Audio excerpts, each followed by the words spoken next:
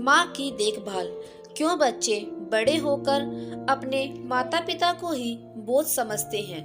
माँ अस्पताल में एक बेड पर पड़ी थी। अस्पताल के बरामदे में उसके दो बेटे और एक बेटी चिंता में टहल रहे थे।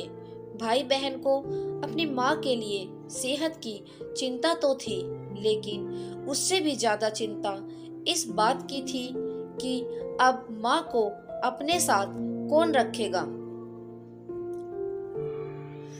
जब तक माँ स्वस्थ थी वह इन तीनों से अलग अपने घर में रहती थी, लेकिन अब ऐसा करना खतरे से खाली नहीं होता और ऐसा करने से समाज में तीनों बेटे बेटियों का नाम भी खराब होता।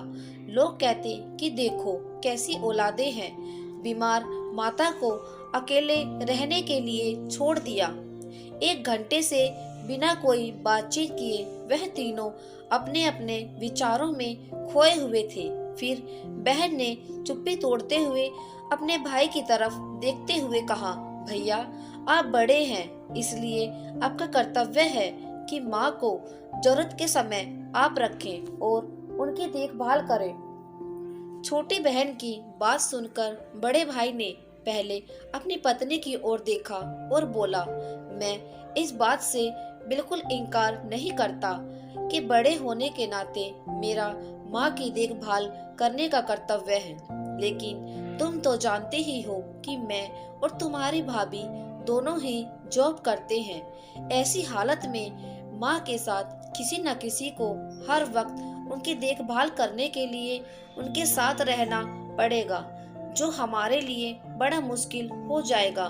बहन तुम तो पूरा दिन घर में ही रहती हो, तुम माँ को अपने साथ ही क्यों नहीं रखती। पैसों की चिंता मत करना, जो भी खर्चा आएगा मैं दे दूंगा।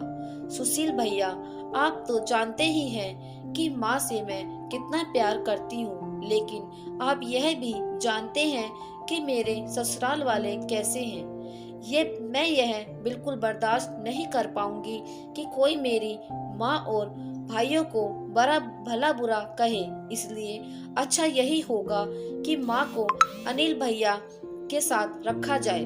बड़े भाई सुशील ने भी छोटे भाई अनिल के यहाँ माँ को रखने के लिए सहमति जताई। आप यह कैसी बात कर रहे हो? क्या आपने नहीं देखा कि माँ कभी भी मेरे घर 2 दिन से ज्यादा नहीं रही है। उसका मेरे यहाँ मन नहीं लगता है, फिर कैसे वह इतने दिन मेरे घर रह पाएगी। छोटे भाई ने अपनी असहमति जताते हुए कहा।